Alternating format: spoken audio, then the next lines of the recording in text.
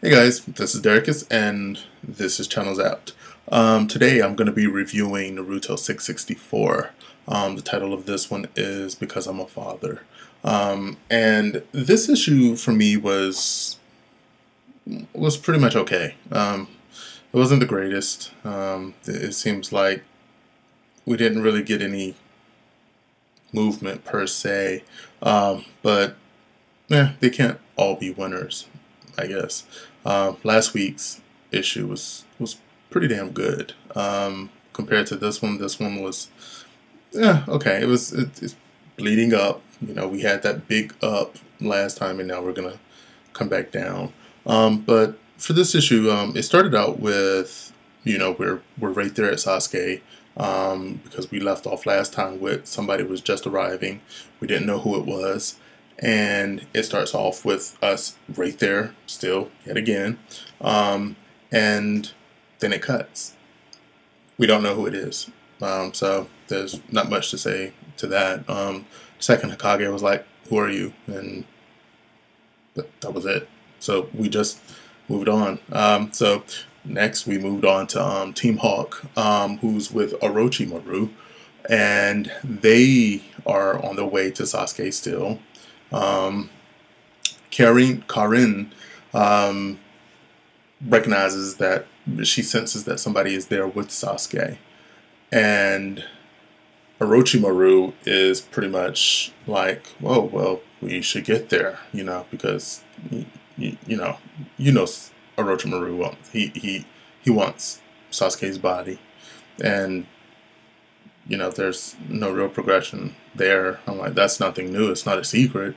I'm like, he hasn't been, hiding that fact. It's been that way since before the time jump. He wants Sasuke. Nothing much to say there.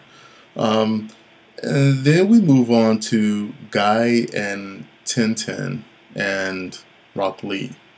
Um, for me, this was kind of the weaker point of this issue, primarily because they did nothing, but they were wandering.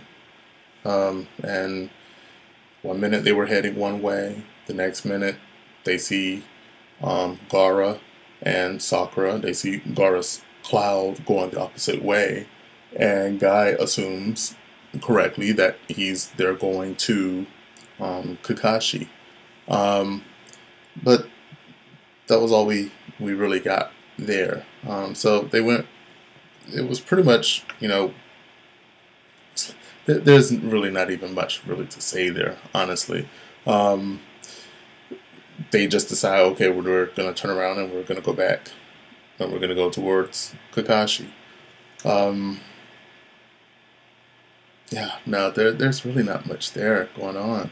But Madara flies by. He's having indigestion, and he spits out um, the tools of the sage of the sixth path, and that was the big barrel-looking thing. I believe it was a gorge. I believe that's what it was, and his fan, and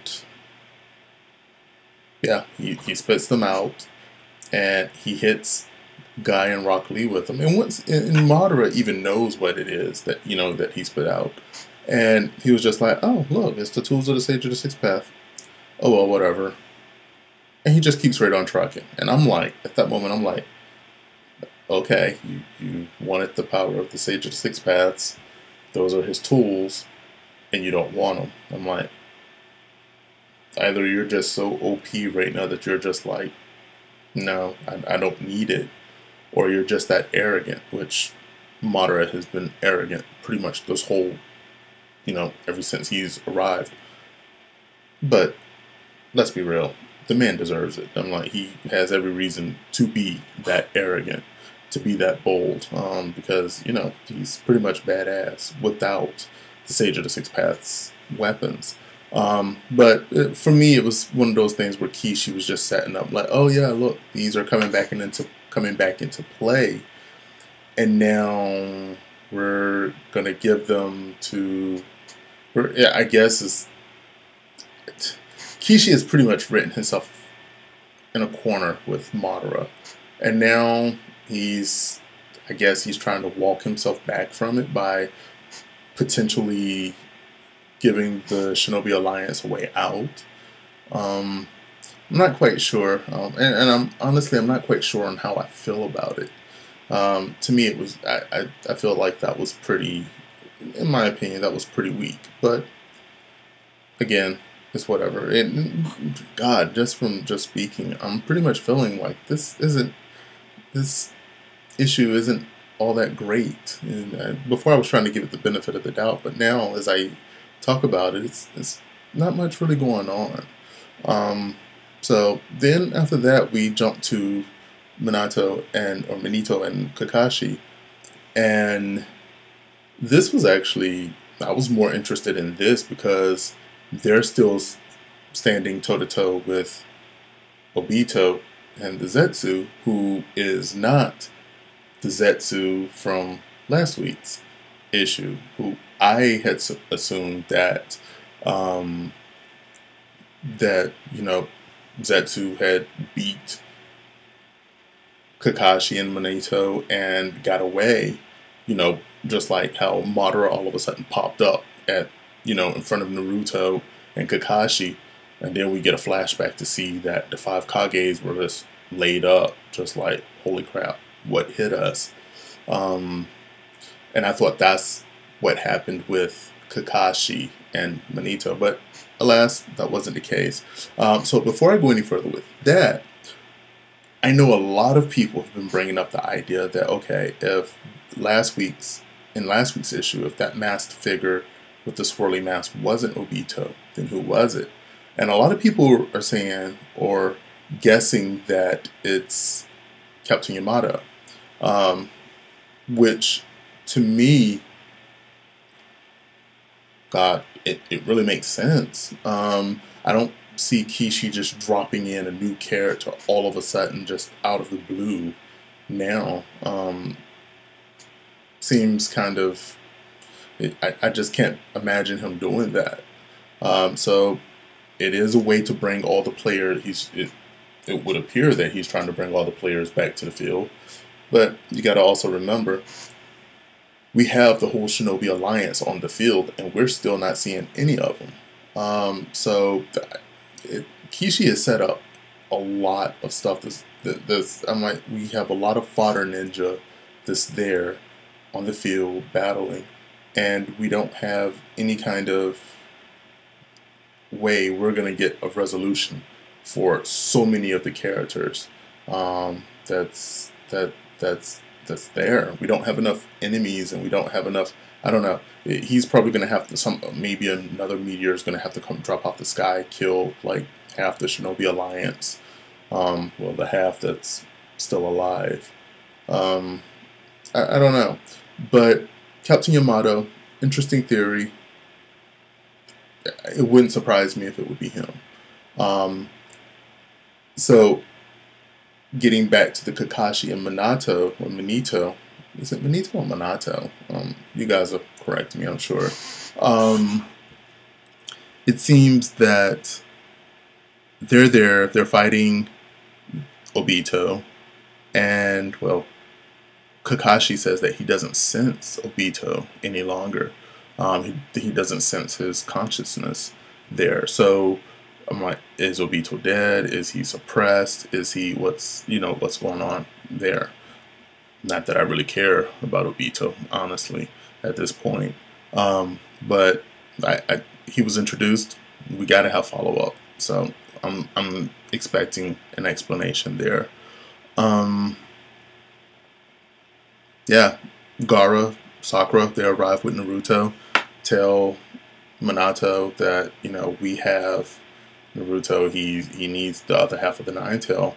Naruto comes in and he tries to infuse Naruto with that chakra, and the Black Zetsu ends up stealing it, which was great because I, for one, don't want Naruto to get the Nine Tail chakra.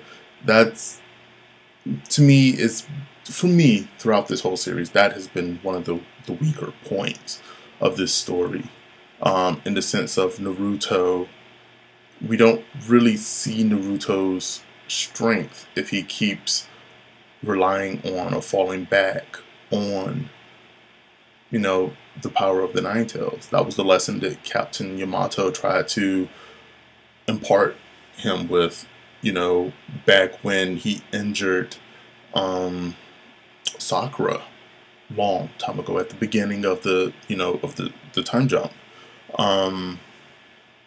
So it goes back to, I would actually like to see Naruto become Hokage on his own accord. I mean, he already has the attitude for it. He wants to do the right thing. He cares about his teammates and his fellow shinobis.